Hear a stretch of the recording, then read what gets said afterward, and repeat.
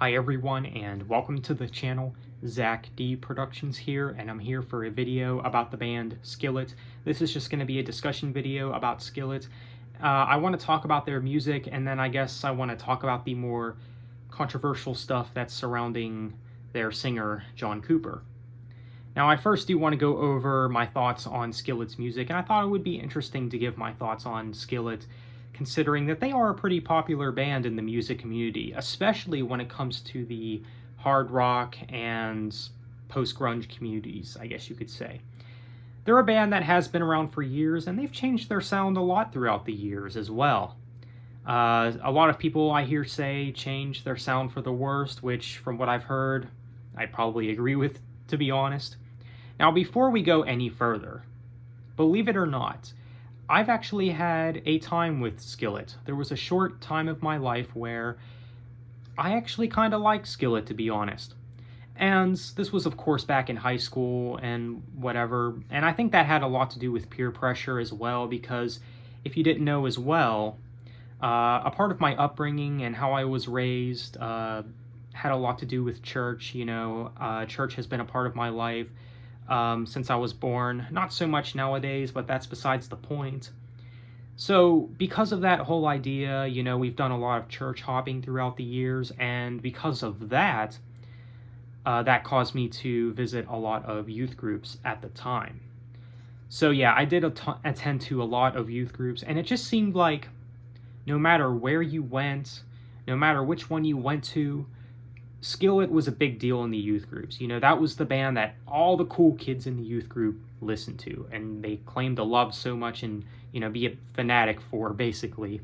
And there I was, a Red fan, who I thought was way cooler than Skillet and also heavier than Skillet as well.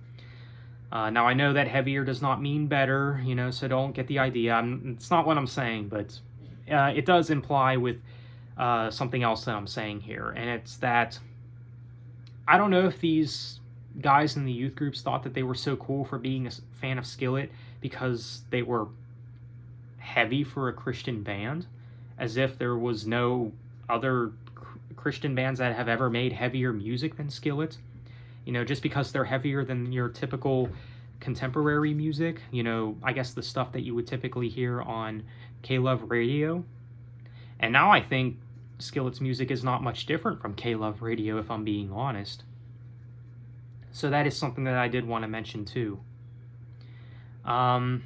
Nowadays, as far as my stance on Skillet is concerned, I really am not a fan of them at all anymore, to be honest. Don't listen to their music, not even for the nostalgia, not even for the memories that I had when I was a fan of them back in high school or whatever, not even for that. You know, when it comes to going back and listening to my, I guess, nostalgia bands, there's other bands I'd rather listen to.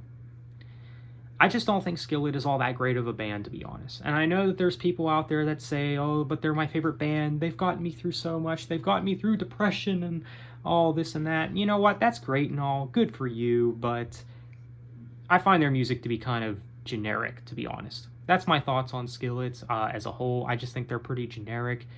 There's not really much going for their music either, and I also have to complain about the lyrics too.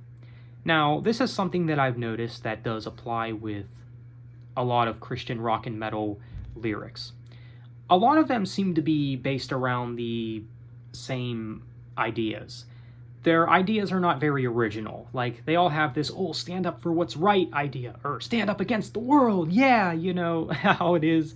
You know, it just kind of seems like they just kind of like took notes from their pastor or something and just, there you go, that's the lyrics, you know. They're not making lyrics from the heart, you know. They're not making lyrics about personal experiences or personal stuff or whatever, or things, how they actually feel. They're just sitting there watching their favorite preachers or whatever and just kind of just taking note of everything from there, you know, and there you go.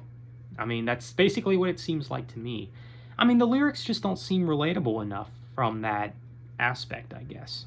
And that's always been one of my issues with the lyrics of these type of bands, you know? Now, it's okay to have those kind of lyrics once in a while, but it doesn't need to be like every single song. And it doesn't even seem like it's just with Skillet either. This is something that I've noticed with other bands as well, but it's especially present with Skillet, I've noticed.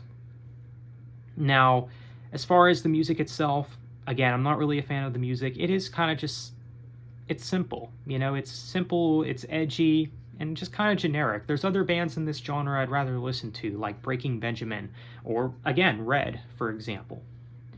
But yeah, Skillet, I really don't like their music that much. Not the worst band in the world, don't get me wrong. I've definitely heard worse bands out there.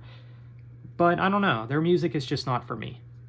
Now, as far as John Cooper's controversy is concerned, this is something that I have noticed some people complain about. Some people complain about John Cooper and his little controversy.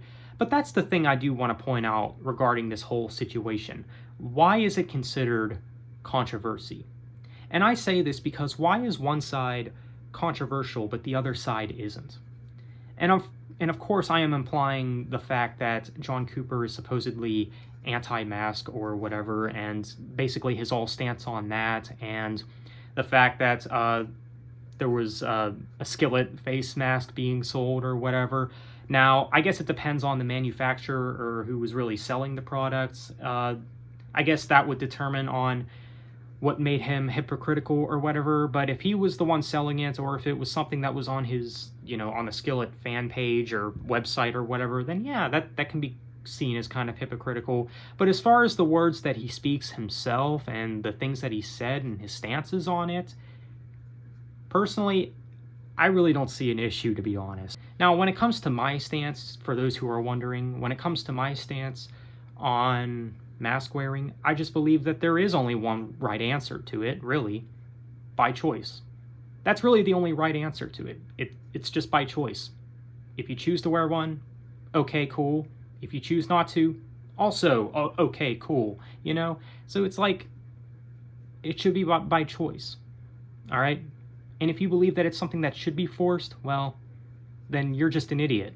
I'm just going to go ahead and say it. But all in all, as far as John Cooper's stances are concerned, I'm just like, whatever. And if he's being hypocritical at the same time, then yeah, I could see how that could be a problem.